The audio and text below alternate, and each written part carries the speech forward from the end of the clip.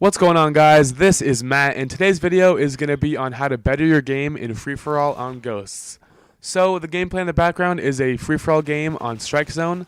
My primary weapon is the MTAR X, and the game itself was actually pretty close near the beginning and middle of the game, but near the end I go off and I do get the win. Sorry for spoiling that for you guys, but it was a good gameplay, and I hope you guys will enjoy some of the plays that I do make in the game. So, how to better your game in free-for-all. And before we start, let's just know that free-for-all is the most gun skill-based game type that there is.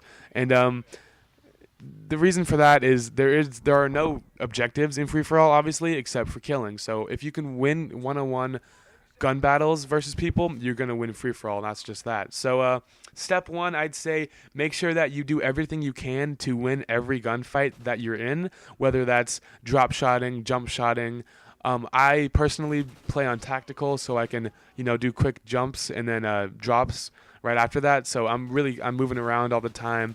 I'm aiming for the head. Anything you can do to win a gun battle or a gunfight, you need to do that, or else you're just going to get killed and end up losing the game. So step one, to summarize, is win gun battles either by changing your button layout, make sure that you're always strafing and moving around so you're harder to shoot, and all in all, don't die.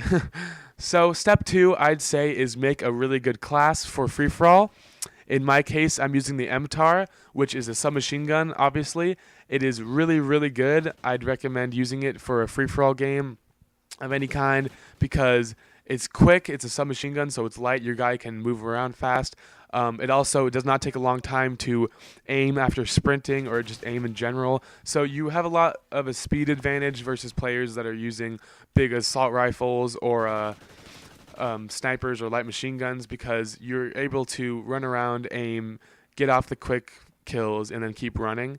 The only disadvantage I'd say about using this gun is the range on it. If you're playing on a big map like Octane or Stonehaven, I think that is the map called, you're going to want to use like a assault rifle. But for maps like Strike Zone and smaller maps like that, you're going to want to use the MTAR. It's a really good class.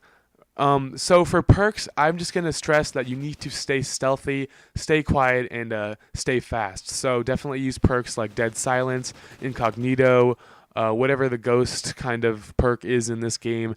Definitely use those perks, because if you can stay hidden, stay quiet, and stay pretty much just unseen from the enemy, you'll stay alive longer and be able to pick off more kills and less deaths. Alright, so the third step, I'd say, is always move around and know your spawns, because in Ghosts, the spawns are really messed up. I don't know if you've noticed that yet, but if you play free-for-all, you'll find yourself spawning right behind people or right in front of people, and they'll just be able to pick you off without you even being able to defend yourself.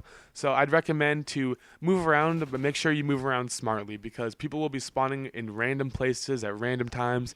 So make sure that you don't sit in one spot that you know people are going to be spawning at, because chances are they'll spawn and have the advantage over you.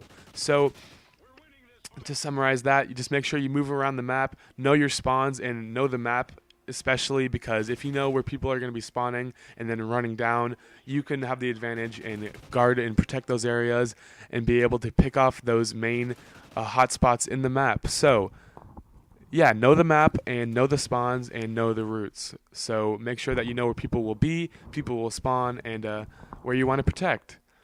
So we're coming to an end to this video.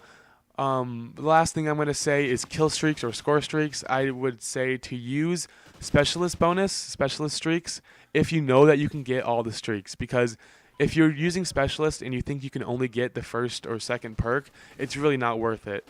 So I'd say if you only think you're going to go on a 3 or 4 streak, I would recommend using assault and just going for the satcoms and the dogs, because I mean, in the end, a SATCOM is going to be a lot more helpful than just having one extra perk, because you'll be able to see everyone, and that's obviously one of the most important things that you can do in a free-for-all game, is to know where the enemy is. So for score streaks, I'd say stick with Assault, or maybe even Support. Just make sure you use score streaks that will allow you to see the enemy before they see you. Alright guys, so that's going to end the video today. I hope you guys enjoyed it. If you did, please leave a like or a comment below. Also follow me on Twitter at bravestmatt, or like my Facebook page. All those links are in the description below, and I hope you guys had a good Valentine's Day. All right, guys, peace.